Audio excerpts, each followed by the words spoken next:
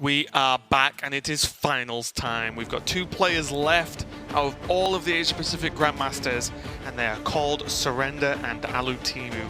I'm pumped for this finals, Darren. I absolutely am. Commiserations to Division B throughout all of Grandmasters. This is the #1 and #2 seed of Division A fighting it out for their spot at BlizzCon at the Global Finals. And I would argue 2 of the strongest performing players so far in Grandmasters. They both pretty much known what their strengths are in terms of decks, I would say. Alutimu, very much the mage specialist. Even if he is strong at other decks, which I'm sure he is, for me the standout is really just his mage play. I think he's extremely creative with it, which you have to be with the mage.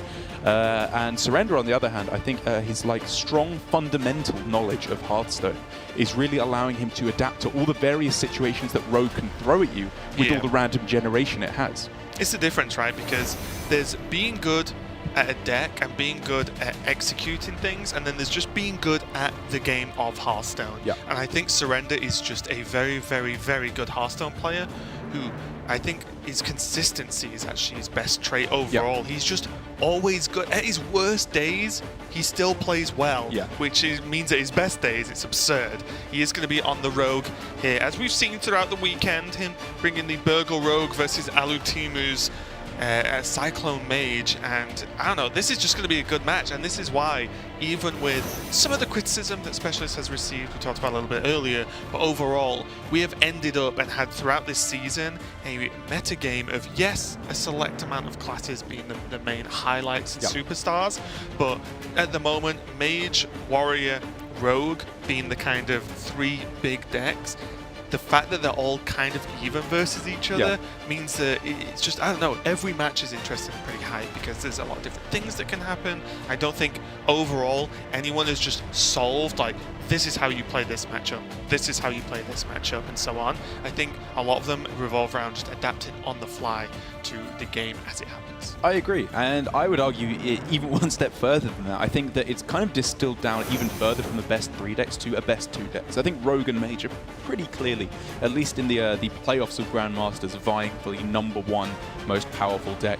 And if this is the matchup that defines this meta of Mage versus Rogue, sign me up. Exactly. I think it is such a brilliant matchup. It's difficult to play on both sides. It's, it's not... Even though there's a lot of RNG in it, I think it's mostly the good kind of RNG, where it's adapting to discover, adapting to generated cards, adapting to minions that come off Conjurer's Calling, rather than do you draw Keleseth, as we had in some of the previous metas. There is, believe it or not, different levels of RNG. It's not just the same, just across the board. There are varying degrees, which is why I think even today, and even though it's been out for a long time, Discover just feels like the best mechanic that's been added to Hearthstone in its life cycle. I love it. I think it's just solid. We've seen decision making of Discover be great and be terrible in pro play, throughout the years. That's what I love about it, is that it so rarely is great and terrible. You can always justify pretty much every choice off of a Discover option. Like, especially with Hench Clan Burglar in particular, we're like, oh, Rebuke could lower the cost of all the spells.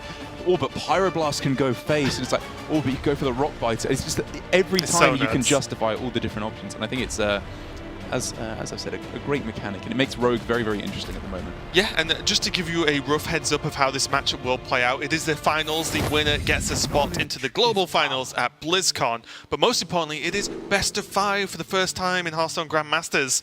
And what this will probably mean is that we have primary deck versus primary deck game 1, then we have the counter decks for the rest of X games that are required. First player to 3 wins takes the series and takes the global final spot. Here it is, Surrender from T1 on the top as the Rogue, and Alutimu, formerly known as the Player Gold Match-Champ, on the bottom from Japan on the Cyclone Mage. And both players have got themselves off to a pretty good start, I would say. Seems good. Yeah. Obviously, I think both players would like to start on the coin, but I mean... they can't. Yes, unfortunately. There's only so much money to go around. But Miscreant and Backstab, when you are on the play, is a fantastic consolation prize. It really is, and I think it's if this is what you would deem fair as opening hands, great. Yeah. It's going to be a bit of a mulligan from Alutimu, though, just keeping the Cyclone and the Arcane Intellect. does have that coin, which is important, of course. And Surrender, I didn't quite catch it, but it looked like a mostly keep as well. It was a full keep, yeah. And again, this is the kind of, well, okay, I was going to, before Alutemu drew the absolute stone cold nuts, I was going to say this is the kind of starting hand I like to see against Rogue, because the realization, I think, very early on from the good players with Mage is that you don't go all in on Giant and Conjurer's Calling early on. Enjoy it, my Kyle. Is that you can go for these kind of starting hands with more minion focus. Nothing wrong with getting a fresh drink for the start of this best of 5 finals, Darren. Cheers. There we go. Clink. That clip can never be shown because I... Branding You exists. had a branded beverage. So do you. But anyway. I don't know what it says. Because it's not in Bamboo English. charcoal water. Let's go though. We're going into Banana Buffoon, mainly because our team has a second one. And look at this. Banana Buffoon, into Sorcerer's Apprentice, Banana, Cyclone with the Evocation. Or he can do it even quicker. It's very good. However, this Banana Buffoon is the key that unlocks Surrender's hand as it currently stands. The backstab into Evil Miscreant, the dream there for Surrender. And it only starts stacking up from here, doesn't it? Yeah, it wasn't that bad if he had to just go like say Alutemu went ping pass or coin AI or something. Surrender still could have just gone SI7 agent on curve, which is pretty good against Mage, I would argue, especially when you're on the play. But this is definitely preferable. Oh man, Alutemu can just take it so slow if he wants to here. He doesn't have to do anything because he's just going to explode onto the board. He even has the AI to go after the Luna's Pocket Galaxy, which is ridiculous.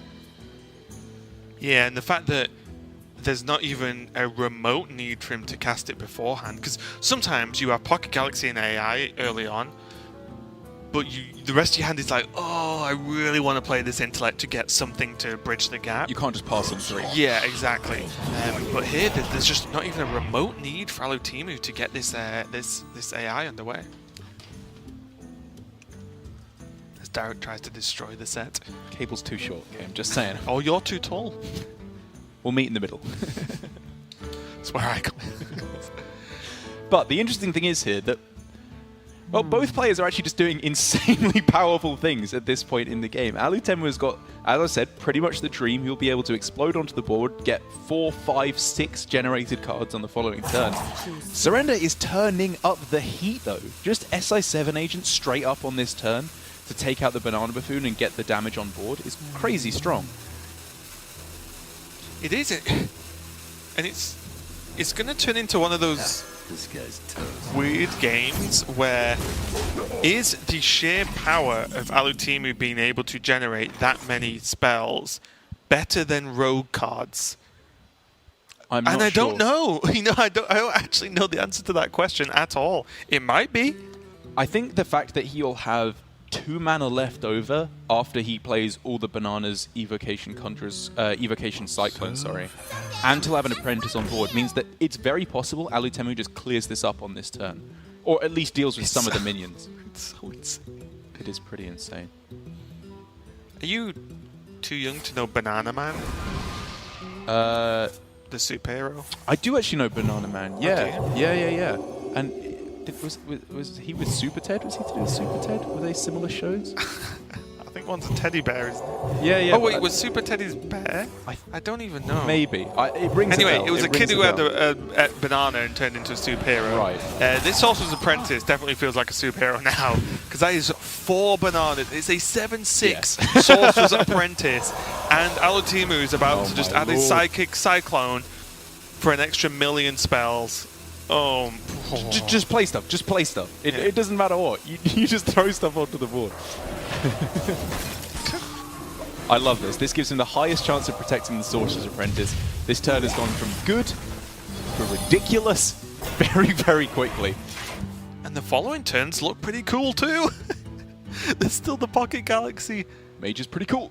There's still Blizzard into Flame Strike.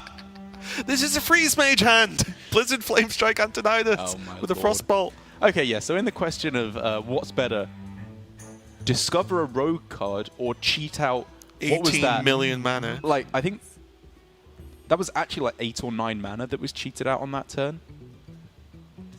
I think I'd probably give the slight advantage to Ali Temi there. I think it was, I want to say 9. 4 bananas, AI, mirror image, the shooting star, The Ray of Frost. Ray of Frost, the second Ray of Frost. The Cyclone. Cyclone is 2 more mana. That's 11 mana. I didn't count the intellect. That was but yeah. cheated on that turn. On turn 4. What is this deck? And his hand's still full. Innovate cheated out 2 mana and had to be nerfed. Oh my lord. Oh, never change Hearthstone. Unless you're going to buff even more stuff to make it more. Okay, however, with Surrender's generation here of the Kobold Lackey, at great personal expense, he is able to kill off the Apprentice. Which is a big deal. I was going to call That this is a big deal. I was going to call this game like the Generation Wars, and I realized it might be misunderstood for some political, historical issue or something. But it is the card Generation Wars, and it's going a little bit nutty because this shows the power level of the 2 decks, right? An average Hearthstone deck should not have been able to survive that turn from Alatimu, and it has. Surrender upset at the Pocket Galaxy because although it might look like a big 5 mana do nothing turn, it's done a lot that's still to come. I would argue he was actually pretty happy about that, just because it's not a big development onto the board. Like Luna's Pocket Galaxy, when your opponent plays Galaxy and you have nothing on board, it's dreadful, right? Like that's usually the final nail in the coffin. Yeah. Exactly.